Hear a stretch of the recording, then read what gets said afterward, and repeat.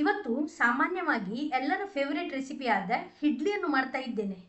ಆದರೆ ಇವತ್ತಿನ ಇಡ್ಲಿ ಇದೆಯಲ್ಲ, ಕುಚ್ಚಲಕ್ಕಿ ಅಥವಾ ಬ್ರೌನ್ ರೈಸ್ ಬಳಸಿ ಮಾಡ್ತಾ ಇದ್ದೇನೆ. ಈ ಇಡ್ಲಿ ತುಂಬ ಸಾಫ್ಟ್ ಹಾಗೂ ಫ್ಲಫಿ ಆಗಿರ್ತದೆ, ತುಂಬ ಹೆಲ್ದಿ ಕೂಡ. ಬಿಸಿ ಬಿಸಿ ತರಕಾರಿ ಸಾಂಬಾರ್ ಜೊತೆಗೆ ಇಡ್ಲಿ ಹಾಗೂ 1 ಕಪ್ ಕಾಫಿ ಅಥವಾ ಟೀ ಒಳ್ಳೆಯ ಕಾಂಬಿನೇಷನ್. ನಮಸ್ತೆ, ನಿಧಿ ಅಡುಗೆಗೆ ನಿಮಗೆಲ್ಲರಿಗೂ ಸ್ವಾಗತ. ಹಾಗೆ ರೆಸಿಪಿ ಇಷ್ಟವಾದರೆ ಪ್ಲೀಸ್ ವಿಡಿಯೋಕ್ಕೆ ಒಂದು ಲೈಕ್ ಕೊಡಿ ಹಾಗೂ ಚಾನಲನ್ನು ಸಬ್ಸ್ಕ್ರೈಬ್ ಮಾಡಿ. ಬನ್ನಿ ಈ ಕುಚ್ಚಲಕ್ಕಿ ಇಡ್ಲಿ ಹೇಗೆ ತಯಾರಿಸುವುದಂತ ನೋಡೋಣ.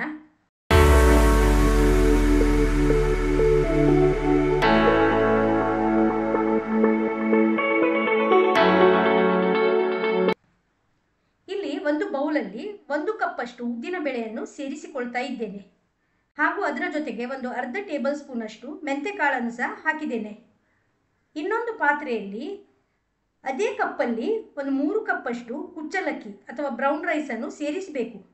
ಯಾವುದೇ ಒಂದು ನಿರ್ದಿಷ್ಟ ಅಳತೆಯ ಕಪ್ಪನ್ನು ಬಳಸಿ ಎಲ್ಲ ಸಾಮಗ್ರಿಗಳನ್ನು ಆ ಕಪ್ ಬಳಸಿ ಹಾಕಿದರೆ ಉತ್ತಮ. ಇಲ್ಲಿ ನೋಡಿ, ಇನ್ನೊಂದು ಚಿಕ್ಕ ಪಾತ್ರೆಯಲ್ಲಿ ಒಂದು 1/4 ಕಪ್ ಅಷ್ಟು ದಪ್ಪ ಅವಲಕ್ಕಿಯನ್ನು ಸೇರಿಸಿದ್ದೇನೆ. ತೆಗೆದುಕೊಂಡ ಎಲ್ಲ ಸಾಮಗ್ರಿಗಳನ್ನು ಚೆನ್ನಾಗಿ 3-4 ಸಲ ನೀರು ಹಾಕಿ ತೊಳೆದು ಇದನ್ನು ಒಂದು 5 ರಿಂದ 6 ಗಂಟೆಗಳ ಕಾಲ ನೆನೆಸಬೇಕು. ತೆಗೆದುಕೊಂಡ ಅಕ್ಕಿ, ಬೇಳೆ ಮತ್ತು ಅವಲಕ್ಕಿ ಇದೆಯಲ್ಲ ಚೆನ್ನಾಗಿ ನೆನೆಬೇಕು. ನೀವು ತೆಳು ಅವಲಕ್ಕಿ ಬಳಸುವುದಾದರೆ ಒಂದು 15 ನಿಮಿಷ ನೆನೆಸಿದರೆ ಸಾಕು.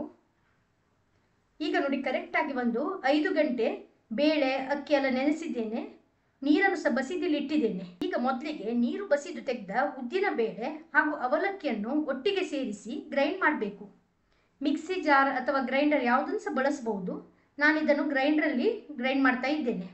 ಅಗತ್ಯಕ್ಕೆ ಬೇಕಾದಷ್ಟೇ ನೀರನ್ನು ಸೇರಿಸಿ ಇದನ್ನು ನುಣ್ಣಗೆ ಗ್ರೈಂಡ್ ಮಾಡಬೇಕು. ಇಲ್ಲಿ ಉದ್ದಿನ ಬೇಳೆ ಮತ್ತು ಅವಲಕ್ಕಿ ಒಂದು 80% ಗ್ರೈಂಡ್ ಆದ ನಂತರ ನಾವು ಇದಕ್ಕೆ ನೆನೆಸಿ ನೀರು ತೆಗೆದಿಟ್ಟ ಅಕ್ಕಿಯನ್ನು ಸೇರಿಸಬೇಕು.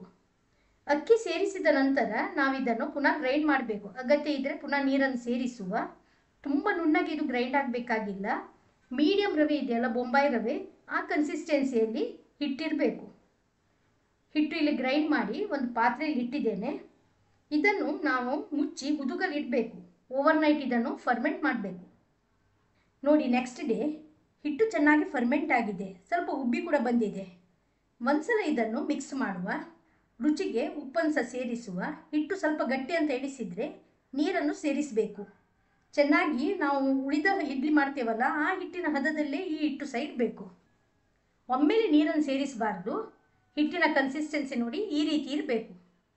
ಇಲ್ಲಿ ಇಡ್ಲಿ ಕಪ್ಗೆ ಎಣ್ಣೆ ಗ್ರೀಸ್ ಮಾಡಿಟ್ಟಿದ್ದೇನೆ ಹಾಗೂ ಇಡ್ಲಿ ಪಾತ್ರೆಯಲ್ಲಿ ನೀರು ಸೇರಿಸಿ ಬಿಸಿ ಮಾಡಲಿಕ್ಕೆ ಕೂಡ ಇಟ್ಟಿದ್ದೇನೆ.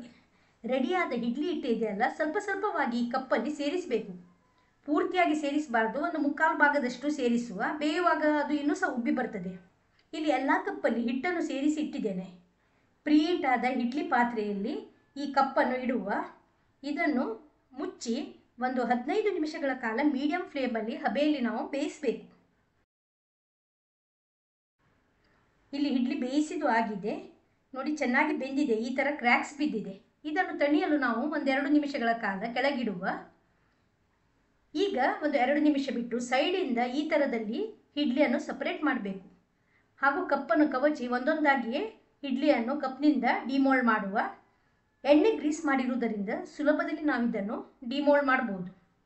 ಇದೇ ರೀತಿ ಎಲ್ಲ ಇಡ್ಲಿಯನ್ನು ಸಪರೇಟ್ ಮಾಡಿ ಇಲ್ಲಿ ಒಂದು ಪಾತ್ರೆಯಲ್ಲಿ ಇಟ್ಟಿದ್ದೇನೆ. ಎಷ್ಟು ಸಾಫ್ಟ್ ಆಗಿದೆ ನೋಡಿ, ಅಷ್ಟೇ ಟೇಸ್ಟಿ ಆಗಿದೆ ಕೂಡ. ಒಂದು ಇಡ್ಲಿಯನ್ನು ತುಂಡು ಮಾಡಿ ನೋಡೋಣ. ನೋಡಿ ಎಷ್ಟು ಫ್ಲಫಿ ಆಗಿ ಬಂದಿದೆ. ಇದನ್ನಿಲ್ಲಿ ಸಾಂಬಾರ್ ಜೊತೆಗೆ ಸರ್ವ್ ಮಾಡ್ತಾ ಇದ್ದೇನೆ. ಬೆಳಗಿನ ಬ್ರೇಕ್ಫಾಸ್ಟ್ಗೆ ಬಿಸಿ ಬಿಸಿ ಇಡ್ಲಿ ಸಾಂಬಾರ್ ಹಾಗೂ 1 ಕಪ್ ಕಾಫಿ ಅಥವಾ ಟೀ ಸೂಪರ್ ಟೇಸ್ಟ್ ಆಗ್ತದೆ. ಈ ಸಾಂಬಾರ್ ರೆಸಿಪಿ ಲಿಂಕ್ ಬೇಕಾದರೆ ನೀವು ಡಿಸ್ಕ್ರಿಪ್ಷನ್ ಬಾಕ್ಸಲ್ಲಿ ಚೆಕ್ ಮಾಡಿ.